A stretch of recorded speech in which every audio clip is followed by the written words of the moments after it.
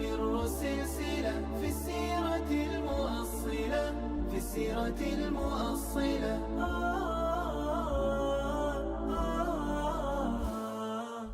الحمد للہ رب العالمین والصلاة والسلام علی سید المرسلین وعلی آلہ وصحبہ اجمعین۔ غزوات النبی سیریز کی اگلی قسط کے ساتھ حاضر ہیں۔ پچھلے ایپیسوڈ میں ہم یہ بات کر چکے کہ غزوہ بدر سے مسلمانوں کو کیا نتائج حاصل ہوئے اور کس طرح اس کی وجہ سے مسلمانوں کو بطور قوت تسلیم کر لیا گیا۔ لیکن ظاہری بات ہے کہ جب بھی کوئی طاقتور نمودار ہو تو اس کے حاسدین بھی ضرور ہوتے ہیں۔ تو یہاں پہ تو ویسے بھی رسول کریم صلی اللہ علیہ وسلم اور آپ کے اصحاب تھے جن کے بہت سے دشمن پہلے ہی تھے، کوئی اعلانیہ اور کوئی باطنی طور پہ۔ انہی دشمنوں میں سے 3 دشمنوں کو اس شکست کا سب سے زیادہ افسوس ہوا۔ پہلے نمبر پہ تو مشرکین مکہ تھے جن کو بھاری قسم کی ہزیمت اٹھانا پڑی، اور ان کی سرداری جو ہے وہ آہستہ آہستہ زوال کی طرف جانے کا سفر شروع ہوا۔ دوسرے نمبر پہ منافقین تھے جنہوں نے غزوہ بدر کے بعد اگرچہ ظاہری طور پہ اسلام قبول کر لیا، اور ان کے سرغنہ عبداللہ بن ابی تھے، لیکن اصلاً اسلام جو ہے ان کے دل میں داخل نہیں ہوا تھا۔ اور تیسرا گروہ یہود کا تھا۔ یہود مدینہ کے اندر جب اللہ کے نبی صلی اللہ علیہ وسلم ہجرت کر کے تشریف لائے تو یہاں پہ ایک نمایاں گروہ یہود کا تھا۔ یہود کے 3 قبائل مدینہ کے اندر آباد تھے، بنو قینقاع، بنو نضیر اور بنو قریظہ، اور اسی طرح کچھ عرب یہود بھی تھے جو بنو عوف سے تعلق رکھتے تھے۔ اللہ کے نبی صلی اللہ علیہ وسلم جب مدینہ میں پہنچے تو آپ نے حالات کو بڑی تیزی سے بھانپ لیا اور یہ اندازہ لگا لیا کہ جب تک ان کے ساتھ کوئی لکھت پڑھت، کوئی معاہدہ نہیں ہوتا، ان پہ قابو پانا مشکل ہو جائے گا۔ اسی لیے اللہ کے نبی صلی اللہ علیہ وسلم نے انصار مدینہ میں سے جو یہود کے حلیف تھے ان سے یہ کہا کہ ان کے ساتھ ہم ایک مذاکرات کریں۔ تو سیدنا سعد بن معاذ، سعد بن عبادہ اور باقی اصحاب رسول جن کے یہود کے ساتھ اس وقت تعلقات تھے، ان کی مدد سے اللہ کے نبی صلی اللہ علیہ وسلم نے ان تینوں قبائل کے جو عمائدین تھے ان کو بلایا اور ان کے ساتھ ایک معاہدہ کیا جسے میثاق مدینہ کے نام سے جانا جاتا ہے۔ اس معاہدے کے اندر اللہ کے نبی صلی اللہ علیہ وسلم نے ان کے ساتھ یہ طے کیا کہ مسلمان اور یہود دونوں مدینہ کے شہری کہلائیں گے، اور ان کے اوپر حاکم اللہ کے نبی صلی اللہ علیہ وسلم ہوں گے، اور آپ کا فیصلہ سب کو تسلیم کرنا ہوگا۔ دونوں گروہ اپنے مذہب پہ عمل کرنے کے لیے آزاد ہیں اور اپنی اپنی عبادت گاہوں پہ جانے کے لیے بھی آزاد ہیں، اور مدینہ کا دفاع دونوں گروہ مل کے کریں گے، اور اسی طرح جس پہ ظلم ہو اس کی مدد کرنا بھی دونوں گروہوں پہ فرض ہے۔ اور اس کے ساتھ ساتھ اللہ کے نبی صلی اللہ علیہ وسلم کو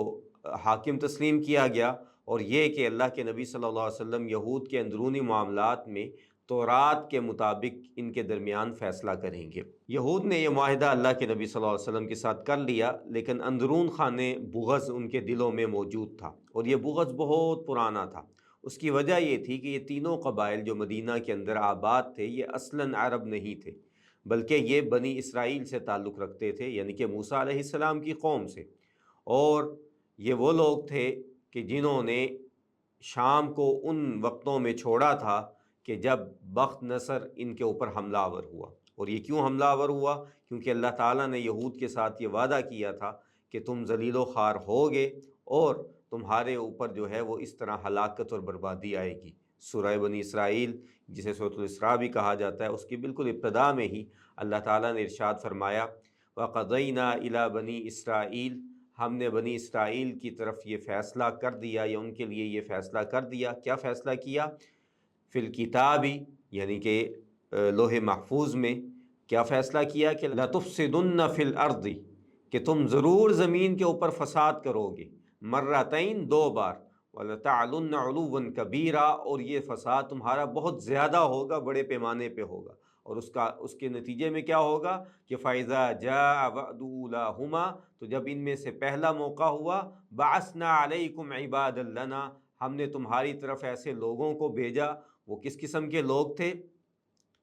اولی بأس شدید، کہ وہ شدید لڑائی کرنے والے لوگ تھے۔ فجاسوا خلال الدیار، تو وہ تمہارے گھروں کے اندر گھس گئے، تو بخت نصر نے ان کا قتل عام کیا، انہیں شام سے بھاگنے پہ مجبور کیا، تو یہ لوگ وہاں سے نکلے۔ انہی میں سے بہت سے لوگ جو ہیں انہوں نے عرب کا رخ کیا، اور عرب کا رخ کرنے کی وجہ کیا تھی؟ کیونکہ ان کے پاس صحائف میں اور کتب میں یہ بات موجود تھی کہ بہت جلد عرب کے اندر ایک نبی مبعوث ہونے والے ہیں جو آخری نبی ہوں گے، اور وہ نبی کھجوروں والی سرزمین کی طرف ہجرت کریں گے، اور وہ کھجوروں والی سرزمین ایسی ہوگی کہ جو دو حروں کے درمیان ہوگی، دو لاوے والے پہاڑوں کے درمیان ہوگی۔ اسی لیے جو یہود عرب کی طرف ہجرت کر کے آئے ان میں سے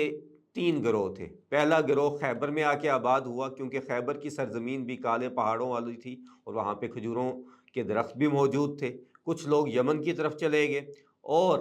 بہت بڑی تعداد مدینہ جو اس کا نام اس وقت یثرب تھا، یہاں آ کے آباد ہوئی، کیونکہ مدینہ ایگزیکٹلی اس صورتحال کے مطابق تھا کہ کھجوروں کی سرزمین تھی، اور اس کے ساتھ ساتھ جو پہاڑ تھے لاوے والے ان کے درمیان مدینہ واقع تھا، کہ مدینہ کے مشرق اور مغرب دونوں جانب اس طرح کے پہاڑ موجود تھے، جن کے آثار آج بھی موجود ہیں، جنہیں حرہ واقم یا حرہ شرقیہ اور حرہ غربیہ بھی کہہ دیا جاتا ہے۔ اب اللہ کے نبی صلی اللہ علیہ وسلم جب یہاں پہ آئے تو اس سے پہلے یہود کا یہ دعویٰ تھا کہ وہ عرب کو کہا کرتے تھے کہ تم لوگ ان پڑھ ہو، اور تم لوگ جو ہے وہ پڑھنا لکھنا نہیں جانتے، جبکہ ہم پڑھے لکھے لوگ ہیں، تم اعرابی ہو، اور اسی کی طرف بھی قرآن مجید میں اللہ تعالیٰ نے اشارہ بھی کیا ہے۔ تو اس کے بعد ان لوگوں نے یہ دعویٰ بھی کیا کہ اللہ کے آخری نبی صلی اللہ علیہ وسلم جو ہیں وہ ہم میں سے ہوں گے، کیونکہ یہ ابراہیم علیہ السلام کے بیٹے اسحاق اور پھر ان کے بیٹے یعقوب کی اولاد میں سے تھے، جن میں اللہ تعالیٰ نے 70,000 سے زیادہ نبی جو ہیں وہ مبعوث کیے تھے۔ تو یہ کہتے تھے کہ ہم میں سے ہی اگلا نبی بھی ہوگا، کیونکہ ہم زیادہ قابل فخر نسل والے لوگ ہیں، لیکن اللہ تعالیٰ کا فیصلہ کچھ اور تھا۔ اللہ تعالیٰ نے آخری نبی جو ہیں وہ ابراہیم علیہ السلام کے بیٹے اسماعیل علیہ السلام کی نسل یعنی کہ قریش میں سے مبعوث کیے۔ اب جب اللہ کے نبی نے نبوت کا اعلان کیا تو یہ لوگ مایوس ہوئے،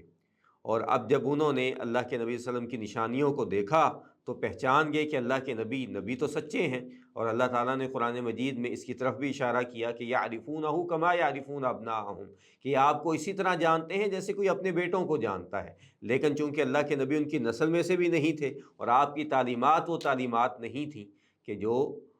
تعلیمات کا یہ دعویٰ کرتے تھے کہ اللہ کی طرف سے نازل ہوئی ہیں۔ اب جب اللہ کے نبی ہجرت کر کے آئے تو دشمنی میں مزید اضافہ ہو گیا، کیونکہ اہل مدینہ انصار مدینہ جو تھے ان کی آپس میں جو جنگیں جاری تھیں، جنہیں جو آخری جو بڑی جنگ ہوئی جسے جنگ بیعاص بھی کہا جاتا ہے،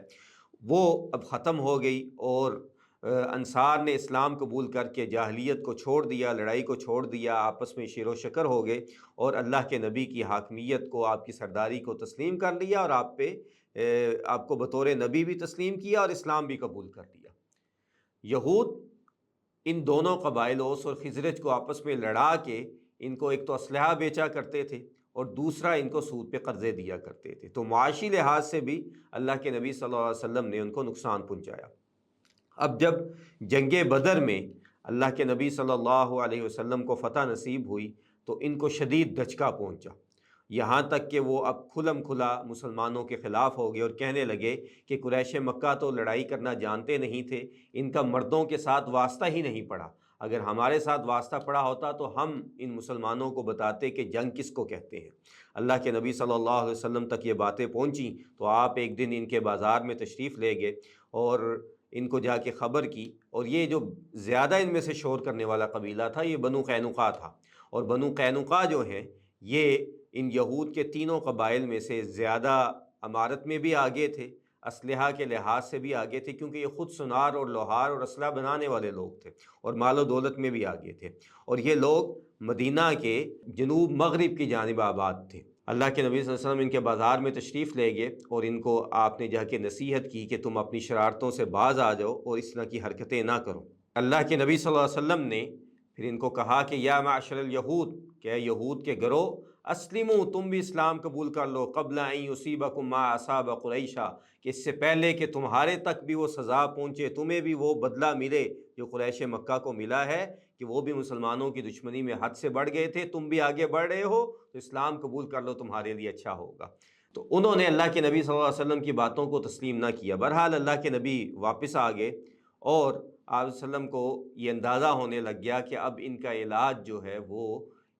ان کو سزا دیے بغیر نہیں ہو سکتا ہے۔ دوسری طرف ان کی شرارتیں بڑھتی گئیں اور یہاں تک شرارت بڑھ گئی کہ ایک مسلمان عورت ان کے بازار میں گئی تو ایک یہودی نے شرارتاً اس کا کپڑا، اس کا لباس جو ہے اس کو پیچھے سے گرا باندھ دی، تو جب وہ کھڑی ہوئی تو اس کا پردہ کھل گیا اور یہ سب کھلکھلا کے ہنسنے لگ گئے۔ تو وہ عورت جو ہے وہ پریشان ہوئی اور اس نے مدد کے لیے پکارا، تو وہاں پہ ایک مسلمان موجود تھا، اس نے اس یہودی کے ساتھ لڑائی کرتے ہوئے اس کا سر قلم کر دیا۔ اب یہود جو ہے مل کے اس مسلمان پہ حملہ آور ہوئے اور اس مسلمان کو شہید کر دیا۔ اللہ کے نبی صلی اللہ علیہ وسلم تک یہ اطلاعات پہنچیں تو آپ صلی اللہ علیہ وسلم جو ہے بڑے پریشان ہوئے، اور اس سے کچھ دن پہلے ہی ایک ان کے بنو قینقاع کا شخص شاس بن قیس جو بوڑھا تھا، اس نے جب دیکھا کہ اوس اور خزرج آپس میں اب بڑے محبت سے بیٹھتے ہیں تو اس کو بڑی تکلیف ہوئی۔ اس نے ایک یہودی نوجوان کو بھیجا کہ ان کی مجلس میں جاؤ اور ان کو جاہلیت کے جنگ بیعاث کے قصے سناؤ، اور اس نے جا کے ان کو قصے سنائے اور ان کی غیرت کو، یعنی کہ غلط قسم کی غیرت کو ابھارا، اور حتیٰ کہ اوس اور خزرج دونوں نے ایک دوسرے کے خلاف ہتھیار اٹھا لیے۔ تو اللہ کے نبی ان کے پاس تشریف لے گئے اور آپ نے ان کو کہا کہ تمہیں کیا ہو گیا، ابھی میں تم میں موجود ہوں تو تم نے جاہلیت کی باتیں شروع کر دیں۔ تو اس کے بعد انصار جو ہے آپس میں دوبارہ انہوں نے اللہ کے نبی صلی اللہ علیہ وسلم سے معافی مانگی، اور سب جو ہے اس کے لیے تیار ہو گئے کہ ابھی بنو قینقاع کا محاصرہ کیا جائے۔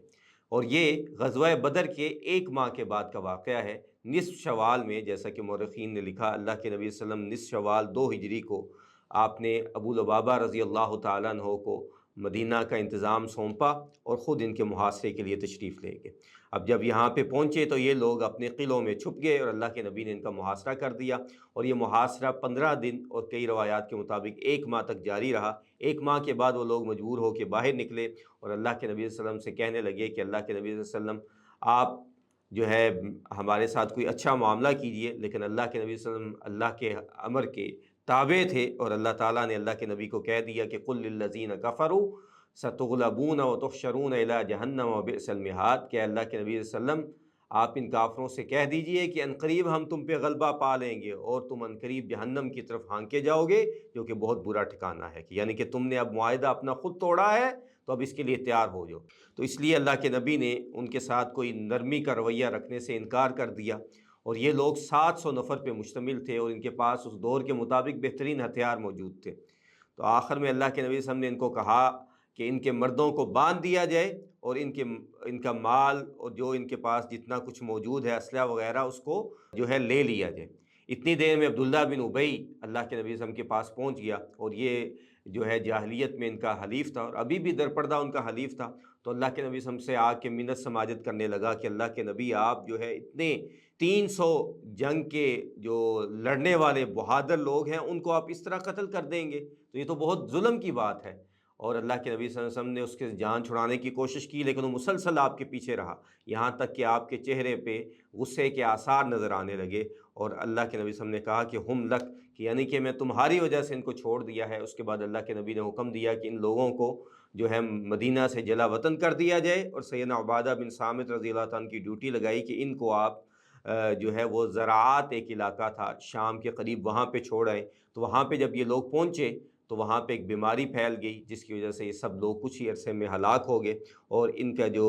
اسلحہ اور مال و دولت تھی اس کو اللہ کے نبی صلی اللہ علیہ وسلم نے مجاہدین کے درمیان تقسیم کیا، اور خود بھی اللہ کے نبی صلی اللہ علیہ وسلم نے اس میں سے 3 تلواریں، 3 نیزے اور 2 کمانیں اپنے لیے رکھیں۔ اور اس سے یہ بھی پتہ چلتا ہے کہ خود اللہ کے نبی صلی اللہ علیہ وسلم بھی کتنا جہاد کو پسند کرتے تھے اور ہتھیار رکھنا پسند کیا کرتے تھے۔ اس کے کچھ عرصے کے بعد ایک اور غزوہ پیش آیا جسے غزوہ سویق کہا جاتا ہے۔ سویق عربی میں ستو کو کہتے ہیں، اور یہ ذی الحج میں پیش آیا، یعنی کہ 2 ہجری میں۔ اور اس کا سبب یہ تھا کہ ابو سفیان رضی اللہ تعالیٰ عنہ جو بدر میں قریش مکہ کو شکست پہنچی اس کا بدلہ لینے کے لیے بےتاب تھے، تو وہ 200 سواروں کو چھپا کے وہ رات کو سفر کرتے اور دن میں جو ہے چھپے رہتے۔ مدینہ کے قریب وادی قنات جو احد پہاڑ کے پچھلی جانب واقع ہے وہاں پہ آ کے چھپ گیا، اور وہاں پہ ایک پہاڑ تھا، اس کے پیچھے اس نے اپنے ٹھکانہ بنایا، اور رات کو بنو نذیر جو یہود کا دوسرا بڑا قبیلہ تھا مدینہ کے اندر، جو پہلا قبیلہ جس کو مسلمان نکال چکے اس کے بعد یہ دوسرا قبیلہ تھا، ان کے پاس گیا اور وہ لوگ پہلے سے خوف زدہ تھے کہ اللہ کے نبی نے ان کے ساتھ بڑا برا سلوک کیا بنو قینقاع کے ساتھ، تو ان کے سردار کے پاس گیا۔ سب سے پہلے حیی بن اخطب کے پاس گیا، یہ وہی ہے جو اللہ کے نبی صلی اللہ علیہ وسلم کا بعد میں سسر بنا، ان کے سیدہ صفیہ کا والد، اگرچہ یہ یہودیت پہ ہی اس کی موت ہوئی غزوہ خیبر کے موقع پہ۔ اور اس نے جا کے، ابو سفیان نے ان سے جا کے مدد کی درخواست کی تو اس نے انکار کر دیا۔ اس کے بعد یہ ان کے دوسرے ایک سردار سلام بن مشکم کے پاس گیا اور اس سے مدد کی درخواست کی تو اس نے بھی انکار کر دیا، حتیٰ کہ پھر یہ رات کے وقت ابو سفیان رضی اللہ تعالیٰ عنہ مدینہ کے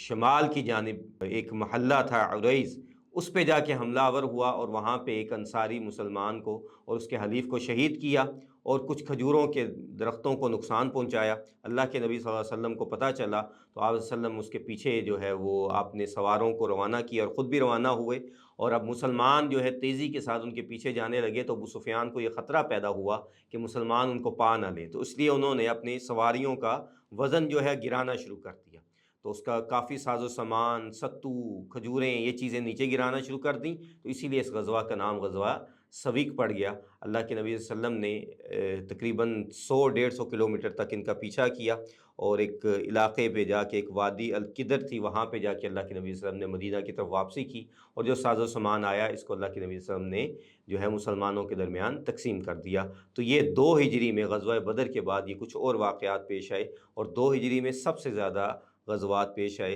اور اس کے ساتھ اس سال کا اختتام ہوا، اور ان دونوں جنگوں میں مسلمانوں کو عمومی طور پہ فتح ہی نصیب ہوئی اور نہ ہی کوئی خاص قسم کا جانی نقصان ہوا۔ تو اس کے ساتھ ہم اس کا اختتام کرتے ہیں، تو اس کے بعد اگلی قسط میں ہم انشاءاللہ غزوہ احد کے متعلق گفتگو کریں گے کہ اس کے کیا اسباب تھے اور اس سے پہلے کون سی جنگی کارروائیاں تھیں جن کی وجہ سے یہ غزوہ پیش آیا، اور پھر اس کے بعد اس کے اہم واقعات اور اس میں مسلمانوں کی شہادتیں کیوں اس قدر زیادہ ہوئیں اس پہ ہم بات کریں گے۔ تو ابھی ہم اجازت چاہتے ہیں، اگلی قسط کے ساتھ حاضر ہوں گے۔ وآخر دعوانا ان الحمد للہ رب العالمین۔